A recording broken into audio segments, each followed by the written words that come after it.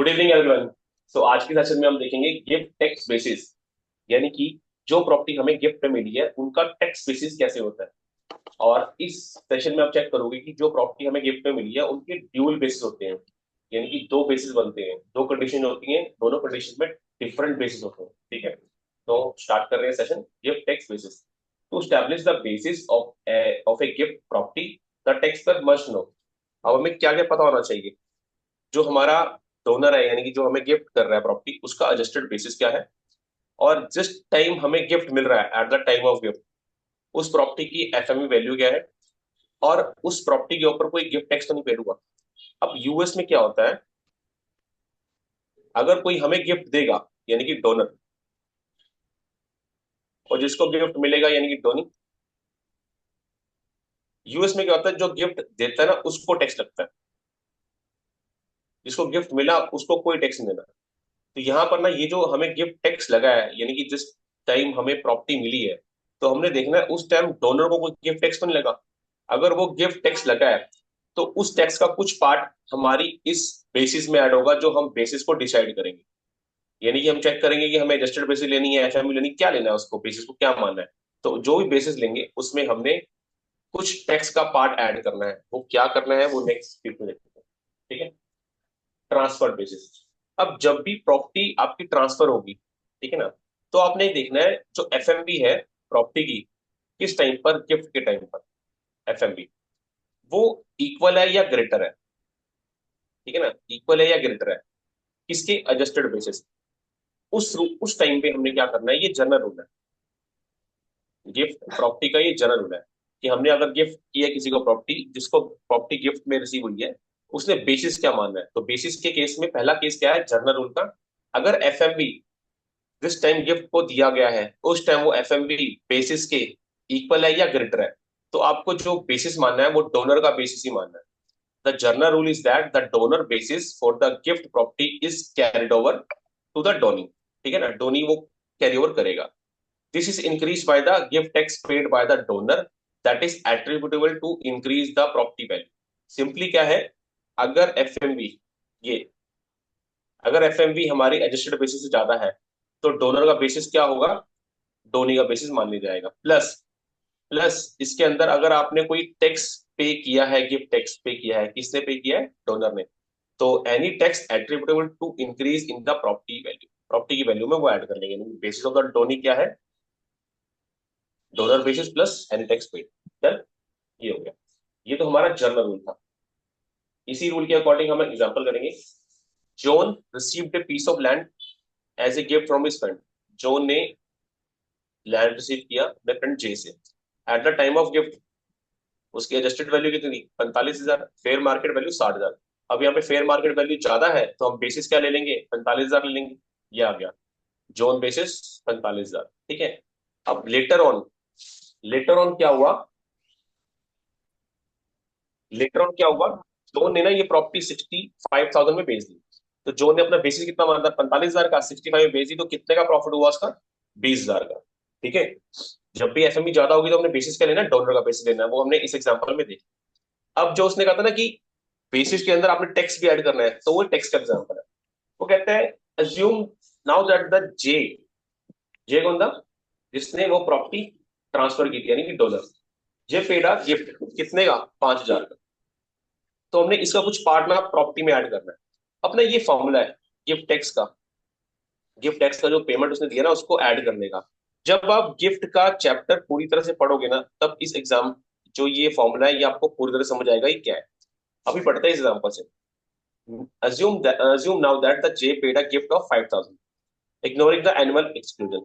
Annual exclusion क्या होता है, यूएस गवर्नमेंट ना क्या कहती है, आप ना हर ईच ईयर में ना आपको एक स्लैब देती है, यानी कि 2024 की ना स्लैब क्या है, 18,000 की है। यानी कि आप किसी एक पर्सन को अप टू 18,000 तक कुछ गिफ्ट दोगे ना, तो आपको वो माफ है, यानी कि आपको उस पर टैक्स नहीं देना। समझ रहे हो, 18,000 पर पर्सन की लिमिट है। ठीक, तो ये वो है। ठीक है, जब हम गिफ्ट का चैप्टर पूरी तरह से पढ़ेंगे तो हम डिटेल में समझ आएगा कि ये एनुअल इंक्लूजन क्या होता है। ठीक है, अभी के लिए समझो कि गवर्नमेंट क्या करती है, आपको 18,000 तक गिफ्ट अलाउ करती है, यानी 18,000 तक का आप किसी को भी गिफ्ट दे सकते हो, उसके ऊपर आपको टैक्स नहीं लगेगा। अगर आप 18 से ऊपर जाओगे तब आपको टैक्स लगेगा। ठीक है, तो यहाँ पर क्या है, उसने 5,000 दिया, अब मुझे 5,000 को ना कैसे ऐड करना है, मेरे ऊपरले केस में कितनी वैल्यू डोनर की 45,000, मैंने 45,000 ले लिया। अब ये 1250 कहाँ से आया, तो उन्होंने कहा है zone basis in increase by the amount of gift tax paid by the donor that is attributable to the increase in the property value. अब गिफ्ट टैक्स का ये फॉर्मूला है, gift tax paid equal gift tax आ गया 5,000 into FMV at the time of gift 60,000, donor basis 45,000 divide by FMV at the time of gift, और annual inclusion को भी ignore कर रहे हैं, यानी कि अभी मान रहे हैं कि जीरो है। ठीक है, तो ये कैलकुलेशन से 1250 आया। ठीक, तो इसके बेस पे ये अमाउंट ऐड हो गई हमारी। तो यहाँ पर बेसिकली बताने का मतलब था कि जो डोनर का बेसिस है प्लस उसमें गिफ्ट टैक्स का जो पार्ट है वो ऐड हो जाएगा। ठीक है, ये फॉर्मूला है, ये हम गिफ्ट जब गिफ्ट का चैप्टर पढ़ेंगे तो हमें क्लैरिटी में और आ जाएगी। ठीक है ना, अभी के लिए इस फॉर्मूले को नॉर्मली में रखो कि ये फॉर्मूला होता है। ठीक है, अब उन्होंने जनरल रूल हमें सिखाया था कि अगर आपका एफएमवी ज्यादा है और इक्वल है तो आपने एडजस्टेड बेसिस से, अगर एफएमवी एडजस्टेड बेसिस से ज्यादा है और इक्वल है तो आपने बेसिस क्या लेना है, डोनर का बेसिस लेना है। तो यहां पर ना एक एक्सेप्शन आती है, वो कहता है अगर एफएमवी एफएमवी कम हुआ एडजस्टेड बेसिस से तो क्या करेंगे, वो कहते हैं when the fair market value of the property eight the time of gift is less than basis. तो वो कहता है जो डोनी का बेसिस है ना, डोनी का बेसिस वो डिपेंड करता है उसकी फ्यूचर सेलिंग पे। मतलब अब एक फादर है, उसने अपने सन को प्रॉपर्टी दे दी। ठीक है ना, तो यहाँ पर बेसिस ट्रांसफर हो रहा है। अगर तो बेसिस ट्रांसफर होने का रीजन कहता है एफएमबी ज्यादा है तो एडजस्टेड बेसिस ले लो। ठीक है ना, अब वो कहता है एफएमबी आपकी कम है, तो कहता है इस केस में ना फिर जो बेसिस होगा ना, बेसिस वो डिसाइड करेगा जब सन किसी थर्ड पर्सन को बेचेगा, यानी कि सेल करेगा। ठीक है, किसको बेचेगा तब डिसाइड करेंगे हम। वो डिसाइडेड क्या होगा, कह रहा है वो भी डिसाइड कब होगा, जब अगर वो गेन लेके आता है अपनी ट्रांजेक्शन में या सेल लेके आता है, सॉरी लॉस लेके आता है। ठीक है, तो कहता है डिपेंड किस पे, सन के बेचने पे, और उस ट्रांजेक्शन से क्या, ट्रांजेक्शन से क्या निकलता है, वेदर रिजल्ट इन गेन और लॉस, तब डिसाइडेड होता है। आगे बढ़ते हैं, the following result prevent tax पर शिफ्टिंग लॉस। अब इस केस में क्या होता है ना, ये क्यों बनाया गया है, वो इसलिए बनाया गया कि आगे ना आप लॉस ट्रांसफर ना कर दो, लॉस ट्रांसफर ना कर दो, कोई बात नहीं, देखते हैं क्यों ना ट्रांसफर कर दो। ठीक है ना, तो रोकते हैं कि लॉस ट्रांसफर ना कर दो। अब देखते हैं कि लॉस कैसे आ सकता है। If the property subsequently sold by the donee, यानी कि सन ने बेची at a lower than fair market value. अब वो कहता है इसने ना फेयर मार्केट वैल्यू से भी नीचे गिर दी, तो उस केस में ना आपने क्या करना है, बेसिस क्या लेना है, एफएमबी मान के चलना है। ठीक है, अगर आपने एफएमबी से नीचे गिर दी, sale price lower than market value of fair market, तो बेसिस क्या लेना है, एफएमबी लेना है। In other words loss basis, यानी कि वो और नीचे गिर रहा है। अब मेरी प्रॉपर्टी है यहाँ पे 100 रुपए का बेसिस है। ठीक है ना, बेसिस मेरा 100 का था पहले, एफएमवी कितनी थी मेरी, 80 की थी। वो कहता है सेल कितने पे कर रहा है, वो और नीचे गिर रहा है, 60 पे कर रहा है। तो इस केस में मैं क्या करूंगा, मैं ये वाला बेसिस लूंगा। ऐसा इसलिए क्योंकि अगर ये वाला बेसिस ले लेंगे ना तो यहाँ पर लॉस कितने का आ जाएगा, 40 का आ जाएगा, यहाँ लॉस कितना आ रहा है, 20 का आ रहा है। तो क्या आएगा, वो ज्यादा लॉस चेक कर लेगा अपना। जैसे हमने पीछे देखा कि एफएमवी बेसिस मानी हुई है डोनर की, अगर इस केस में भी डोनर की बेसिस मानते हैं ना, तो यहाँ पर क्या होता है, जो लॉस उसको बुक करने का मिलेगा 40 का मिलेगा, यानी कि वो अपनी किसी दूसरी इनकम से इस लॉस को सेटअप कर लेगा, जिसमें से टैक्स बच जाएगा। तो आईआरएस चाहता है कि वो लॉस कम से कम बुक करे, यानी कि 20 रुपए का लॉस बुक करे। तब वो कहता है कि आप यहाँ पर एफएमवी लो ताकि लॉस कम बुक हो। ठीक है, ये तो हो गया लॉस बेसिस। अब वो कहता है if the property subsequently sold higher than the donor basis. अब वो कहता है डोनर के बेसिस से ही ऊपर ले गया, यानी कि बेसिस हमारा 100 था, एफएमवी हमारी 60 है, अब सेल कितने पे कर रहा है, 110 पे कर रहा है। अब वो कहता है इसको लेके चलेगा बेसिस तो उसका प्रॉफिट 30 हो जाएगा, इसको बेसिस लेके चल रहा है तो उसका प्रॉफिट 10 हो जाएगा। ठीक है ना, तो यहां पर कहीं लॉस नहीं आ रहा। तो उन्होंने सिंपली ऊपर कहा था कि हम ना सिर्फ क्या रोकना चाहते हैं, लॉस को शिफ्ट करना रोकना चाहते हैं। तो इस केस में वो कहता है कि आप ना अपना बेसिस डोनर का बेसिस ही मान लो, जैसे कि पहले वाले केस जनरल रूल में आ रहा। कह रहे यहाँ पे हमें कोई डर नहीं है, आपने 80 रखना है, 10 रखना है, जो मर्जी रखो। अगर आप 80 रखोगे तो हमें फायदा ही है, आपको टैक्स ज्यादा देना पड़ेगा क्योंकि आपको गेन ज्यादा आ रहा है। तो बेसिस 100 भी रख लोगे तब भी चलेगा। तो उन्होंने यहाँ पर कह दिया एडजस्टेड बेसिस ही उसका बेसिस मानेंगे, क्योंकि यहाँ पर गेन है तो हमें कोई ऑब्जेक्शन नहीं है। गेन बेसिस में कह रहा है डोनर का बेसिस ले लो, ठीक है। अब वो कहता है थर्ड केस, कह रहा है अगर जो प्रॉपर्टी सेल की है वो बिटवीन रखी हुई है, यानी कि डोनर के बेसिस और एफएमवी पे, यानी कि यहाँ पर बेसिस मेरा 100 था, एफएमवी मेरी 80 है, और सेलिंग प्राइस कितना रख दिया, 90 कर दिया। कह रहा है इस केस में ना मुझे कोई डर ही नहीं है, तू लॉस बुक ही नहीं कर सकता। तो इस केस में कह रहा है जो आपका बेसिस है ना वो मैं सेलिंग बेसिस मान लूंगा, यानी कि आपने यहाँ पे ना no gain no loss book करना है, यानी कि यहाँ पर आपका जो एडजस्टेड बेसिस आएगा ना वो 90 ही आएगा। 90 एडजस्टेड बेसिस, सेलिंग प्राइस 90, तो प्रॉफिट कितना हुआ, 0 हो गया। तो इस केस को हम बोलते हैं नो गेन लोन, ठीक है। अगर आपको यहाँ पे कंफ्यूजन आ रही है कि यार मुझे समझ नहीं आ रहा, तो एक चार्ट से समझते हैं। वो कहता है F M V is equal और ग्रेटर किसकी, एडजस्टेड बेसिस। एडजस्टेड बेसिस मेरा 100 रुपए है, और एफ एम वी मेरी यहाँ पे, सॉरी मुझे यहाँ पे ना वो लिखना था, एफ एम वी मुझे 100 लिखना था। एडजस्टेड मेरा मेरा 100 है, और एफ एम वी मेरी इक्वल है, तो मैं एडजस्टेड बेसिस ले लूंगा। अगर एफ एम वी मेरी ज्यादा है तब भी मैं एडजस्टेड बेसिस ले लूंगा, ठीक है। तो सिंपल केस था मेरा, जर्नल रूल था, ठीक है। ये हमेशा ऐसे ही लगना। अब वो कहता है एफ एम वी अगर लेस है कोई बात नहीं, आपकी एडजस्टेड बेसिस कितनी है, 100 है, एफ एम वी मेरी 80 है। वो कहता है इन तीनों केसेस में हम क्या करेंगे, सेलिंग पे डिपेंडेंट है, सेलिंग प्राइस पे, कि जो डोनर है वो आगे बेच कैसे रहा है। अगर वो डोनर एफएमवी से नीचे बेचता है, ठीक है ना, तो हम एडजस्टेड बेसिस क्या लेंगे, उसका एफएमवी लेंगे, ताकि जो हमें लॉस है वो 10 का पड़े। कहीं उसने एफएमवी सेलिंग प्राइस 70 रखा और एडजस्टेड बेसिस को हमने अलाउ कर दिया, तो वो लॉस कितना बुक कर लेगा, 30 का लॉस बुक कर लेगा। और वो किसी अपनी इनकम से इसको सेटअप कर लेगा, तो हमें टैक्स कम मिलेगा, आईआरएस कहता है हमें टैक्स कम मिलेगा। तो इस केस में वो कहते हैं हम कम से कम लॉस अलाउ करेंगे, यानी कि 80 रुपए यहाँ रख दो, ठीक है ना, एडजस्टेड बेसिस। अब वो कहता है यहाँ पर गेन हो रहा है, 110 में बेच रहा है, इससे ज्यादा बेच रहा है, तो कहता है हमें कोई ऑब्जेक्शन नहीं है, आप जनरल रूल अप्लाई कर सकते हो, ठीक है ना। अगर कहीं क्लाइंट कहते हैं नहीं नहीं मैं 80 रखूंगा इस केस में, तो वो रख सकता है, उसकी मर्जी है। लेकिन आईआरएस लॉ कहता है कि आप 100 रखो, हमें कोई ऑब्जेक्शन नहीं है, आप प्रॉफिट पे ही बेच रहे हो, ठीक है। तो ये गेन बेसिस हो गया। अब वो कहता है कि आप इन बिटवीन उसमें, तो कहता है यहां पर ना आप 90 का बेसिस लेके चलो चुप करके, जो सेलिंग प्राइस है, यानी कि no gain no loss between case में, ठीक है। तो ये थी, और इसी के बेस पे ना पूरे का पूरा सेशन गिफ्ट टैक्स वाला है, बस यही दो रूल है जो आपको क्लैरिटी में होनी चाहिए। इसको एक बार मैं दोबारा से क्लियर कर देता हूँ, क्योंकि ये बहुत ही इंपॉर्टेंट पॉइंट है जो आपको एग्जाम में आ सकता है। और यही जो जर्नल रूल है वो तो सिंपल आपको समझ आ गया, लेकिन इसमें क्या है कि एक्सेप्शन से ही आपको एमसीक्यूज आए।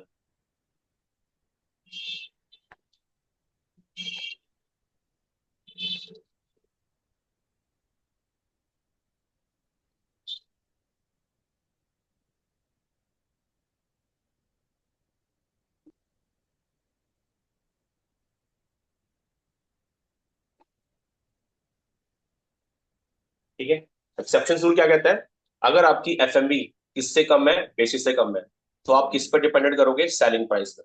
और सेलिंग में अगर गेन आया तब पता चलेगा, लॉस आया तब पता चलेगा, दोनों पर डिपेंड करता है। तो कहता है इसका मेन रीजन क्या है, वो कहता है शिफ्टिंग ऑफ लॉसेस को रोकना। अगर आप क्या करते हो, जो आपका सेलिंग प्राइस है, अगर आप वो एफएमवी से नीचे गिर देते हो, यानी कि एफ हमने बेसिस कितना बताया था यहाँ पे, 100 बताया था, एफएमवी कितनी बताई थी, 80 बताया था। अगर आपका सेलिंग प्राइस यहाँ पर 70 है, तो हम क्या करेंगे, जो बेसिस लेंगे ना वो लेंगे 80 लेंगे, यानी कि एफएमवी वाला, ठीक है, ताकि आप लॉस कम से कम कन्वर्ट कर सको। अगर वो कहता है आपका सेलिंग प्राइस यहाँ पे 110 है, तो कहता है हमें जो आपका बेसिस है ना, आपका एक्चुअली हम मान लेते हैं जो डोनर वाला था, यानी कि 10 का प्रॉफिट है, ठीक है। अगर आप 110 में से 70 80 माइनस करने जाते हो, यानी कि एफएमवी लेने जाते हो, तो ले लो, ज्यादा टैक्स दे दो। लेकिन नॉर्मली आईआरएस कहता है कि आप बेसिस लेके चलो जिसमें आपका 10 रुपए का प्रॉफिट आ रहा है, ठीक है। अगर आप इन बिटवीन सेलिंग प्राइस करते हो, यानी कि 90 रुपए पे करते हो, तो कहता है बेसिस भी जो है ना आपका, आपको 90 ही मान लो, यानी कि हमें जीरो प्रॉफिट जीरो लॉस हो जाएगा, ठीक। ठीक है, ये क्लैरिटी में आ गया आपका सारा का सारा। तो ये हमने देखा एक्सेप्शंस, इसका जनरल होता है, ठीक है। और ये हमने एग्जाम्पल समझ लिया, पूरी की पूरी टैक्स बेसिस किसकी, प्रॉपर्टी जो हमें गिफ्ट में मिली है, ठीक है। इस चार्ट को भी एक बार दोबारा समझ लेते हैं, कि मुझे कहीं से मिला था, बहुत अच्छा लगा मुझे। वो कहता है एफएमबी अगर लेस है डॉलर की बेसिस से, तो क्या करेंगे, गेन और लॉस निकलेगा, कब निकलेगा, उसमें गेन और लॉस आएगा, लॉस बेसिस, गेन बेसिस और नो गेन। वो कहता है लॉस बेसिस में हमने क्या करना है, एफएमबी ले लेनी है जो बेसिस है। गेन बेसिस में क्या करना है, डॉलर का बेसिस ले लेना है। और नो गेन नो लॉस में क्या करना है, हमने सेलिंग प्राइस को कंसिडर करना है, ठीक है ना। ठीक है।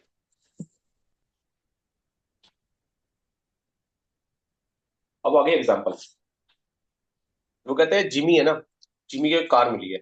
किससे मिली है? उसके फ्रेंड से। जब गिफ्ट का टाइम था तो वहां पर एडजस्टेड बेसिस कितनी थी?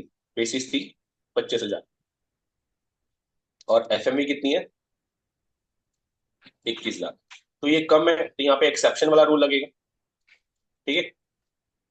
तो कहता है इस आफ्टर 5 मंथ जिमी ने ये ना इन तीन केसेस के अकॉर्डिंग सेल कर दी।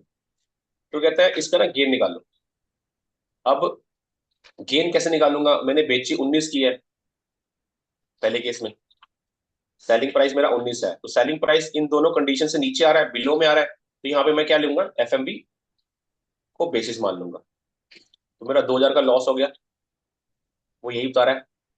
ठीक है, मैं इसको नीचे पढ़ूंगा, ये आपने एग्जाम्पल होमवर्क में समझना नीचे वाला क्या लिखा हुआ है। मैं आपको डायरेक्टली समझाऊंगा यहाँ पे। ठीक है। दूसरे केस में वो 23,000 की सेलिंग प्राइस लेके बैठा हुआ है। 23,000 इन दोनों के बीच में आ रहा है, तो यहाँ पर बेसिस को क्या मान लेंगे?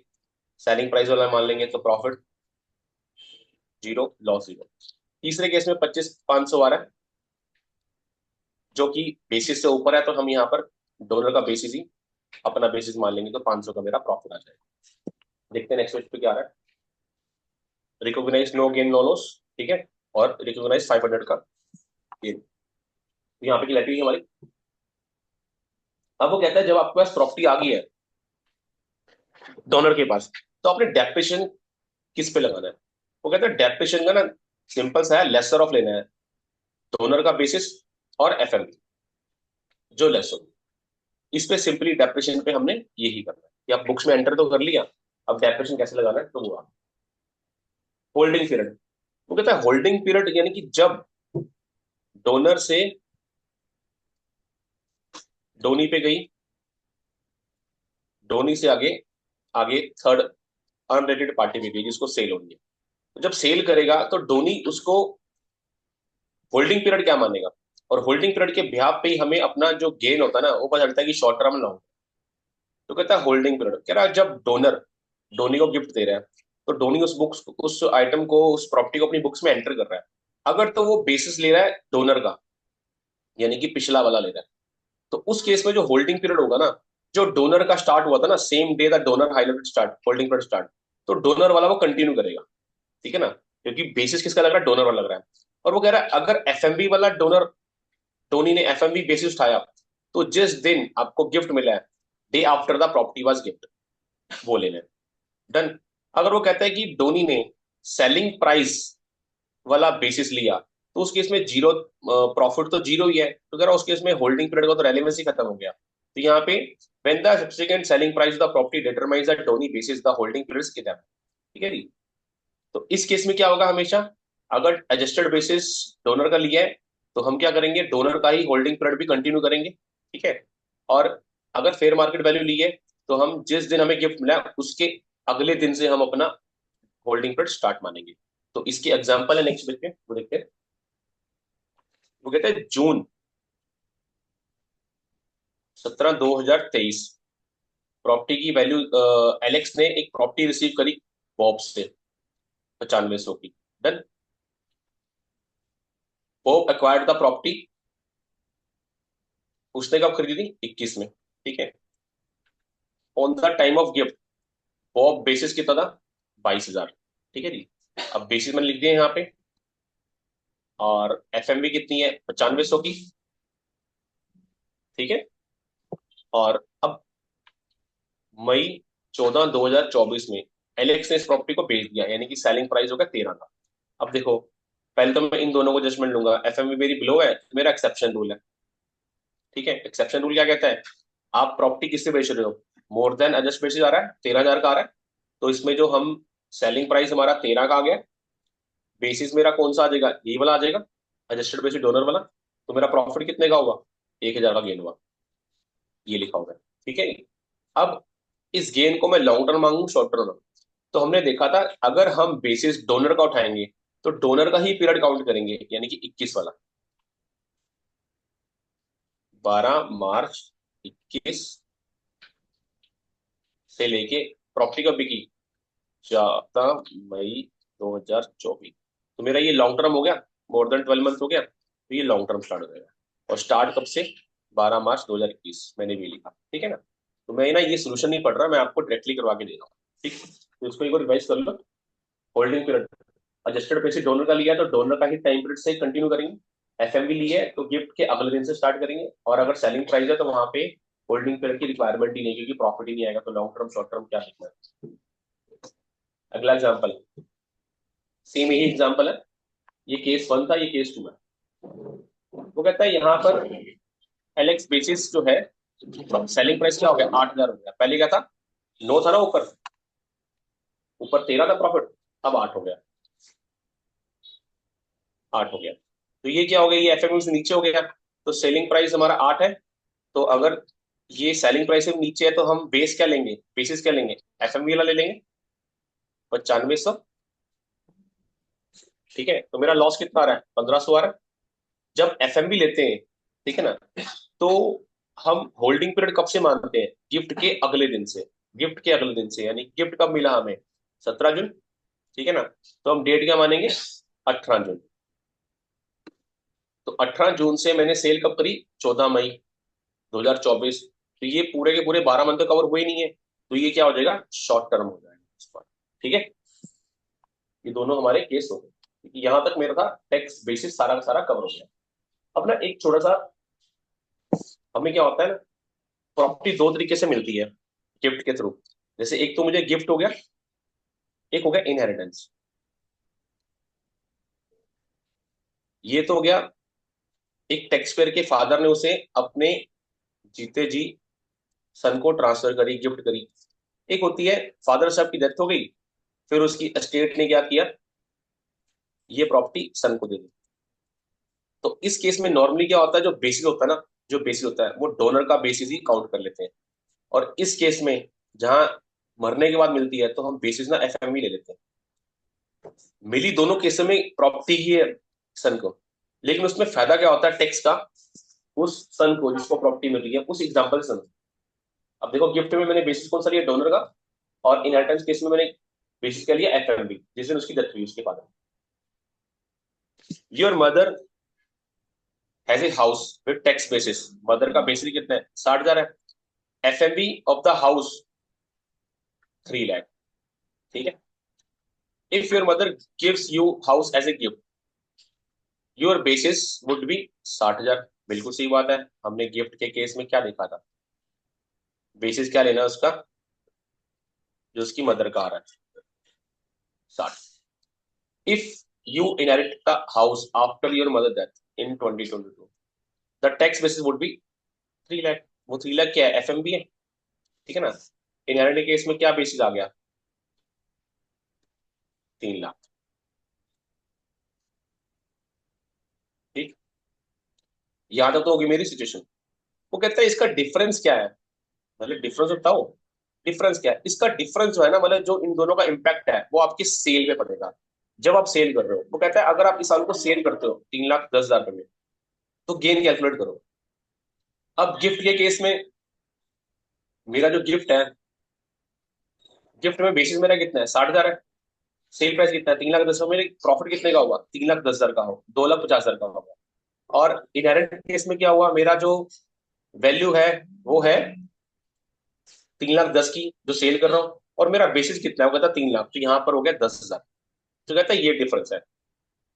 यानी कि जब आप गिफ्ट के थ्रू प्रॉपर्टी को रिसीव करोगे, तो आपका जो मार्जिन है ना, वो बढ़ता है। यानी कि आपके जो डोनर है, डोनर के टाइम का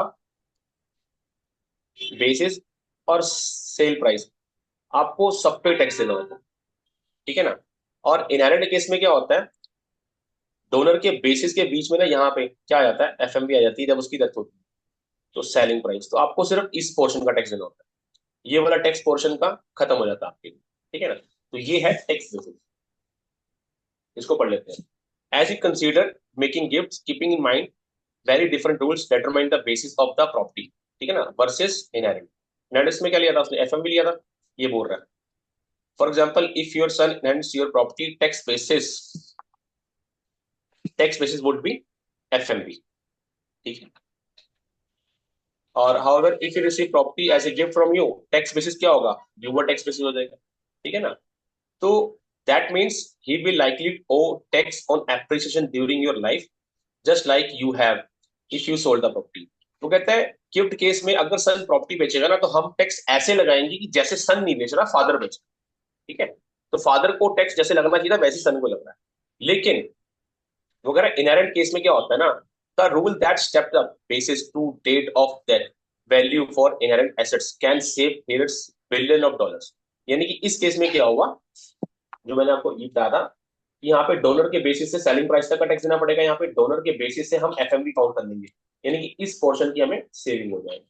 तो यही मेजर डिफरेंस है जो टैक्स बेसिस किसके, इनहेरेंट केसेस के और गिफ्ट बेसिस, ठीक है। तो इस सेशन को रिवाइज कर लेते हैं। सिंपली हमने समझा गिफ्ट टैक्स में अगर एफएमवी आपका इक्वल है तो आपका बेसिस क्या होगा, एडजस्टेड। एफएमवी अगर आपका इक्वल है एडजस्टेड बेसिस के डोनर से, तो डोनी का बेसिस क्या होगा, एडजस्टेड बेसिस होगा, ठीक है। और एक्सेप्शन रूल में क्या बताया था, अगर एफएमवी आपका कम है तो सेलिंग अमाउंट पे डिपेंड करेगा। अगर वो लॉस लेके आता है, यानी कि एफएमवी और बेसिस से भी नीचे सेल करता है, तो बेसिस क्या होगा आपका, एफएमवी होगा, ये लिखा हुआ है। अगर सेलिंग प्राइस आपका एडजस्टेड से ज्यादा होगा तो एडजस्टेड बेसिस को ही बेसिस मान। अगर बिटवीन लेके चलता है तो नो गेन नो लॉस। ये हमारा एग्जाम्पल था। अगर आपको ये एग्जाम्पल समझ आ गया तो समझिए आपको गिफ्ट टैक्स की बेसिस निकालने का रूल समझ आ गया, ठीक है ना।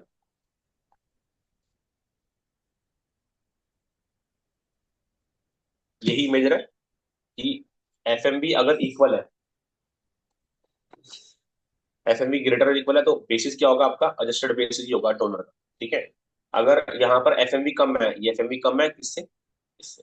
और अगर सेल प्राइस किसका है, फिर कम आ रहा है, सेलिंग प्राइस तीनों तीनों में से कम है, तो हमने एडजस्टेड बेसिस कौन सा लेना है, एफएमबी वाला लेना है। और अगर आप एडजस्टेड बेसिस ज्यादा बेच रहे हो तो एडजस्टेड बेसिस आपका बेसिस बन जाएगा। अगर आप बिटवीन में आ रहे हो तो सेलिंग प्राइस को भी एडजस्टेड बेसिस मान लो, प्रॉफिट गेन लो, ठीक है। यहाँ पर आपको डेप्रिसिएशन में आता है कि लेसर लेना है एडजस्टेड बेसिस और एफएमबी का। और यहाँ पे होल्डिंग पीरियड, होल्डिंग पीरियड में सिंपली और सिंपली क्या था, अगर बेसिस ले रहे हो डोनर का, तो आपका होल्डिंग पीरियड क्या होगा, डोनर के होल्डिंग पीरियड से स्टार्ट होगा, यानी कि बैक पीछे से आ जाएगा। अगर आपका बेसिस जो है वो एफएमबी है, तो जो गिफ्ट की डेट है उससे नेक्स्ट डे से स्टार्ट करोगे। अगर बेसिस आपका सेलिंग प्राइस है, तो जीरो प्रॉफिट आना, जीरो लॉस आना है, तो वहां पर तो होल्डिंग पीरियड की बात ही नहीं होनी चाहिए, ठीक है। ये और टैक्स बेसिस मैंने समझा दिया। अगर आपको गिफ्ट टैक्स मिल रहा है, गिफ्ट के थ्रू प्रॉपर्टी मिल रही है, तो उस पर टैक्स कैसे लगेगा, जैसे आपके डोनर को लगना चाहिए वैसे ही डोनी को टैक्स लगेगा, यानी कि पूरा का पूरा। इनहेरेंट केस में क्या होगा कि आपको प्रॉपर्टी एफएमई बेस पे अपनी बुक्स में रिकॉर्ड करनी है, तो उस बेस से क्या होगा, जो बैक एंड वाला सारा पोर्शन है उस पर टैक्स नहीं लगता है, ठीक है जी। तो ये टैक्स बेसिस कंप्लीट हो गया। और ये हमारा ऑप्शन नंबर है। आपको ये कॉस्ट के रिगार्डिंग और प्रैक्टिकल ट्रेनिंग फॉर्म 1040 के रिगार्डिंग कुछ भी इंफॉर्मेशन लेनी हो, तो आप हमारी टीम से कॉन्टेक्ट कर सकते हो। Till then take care, bye.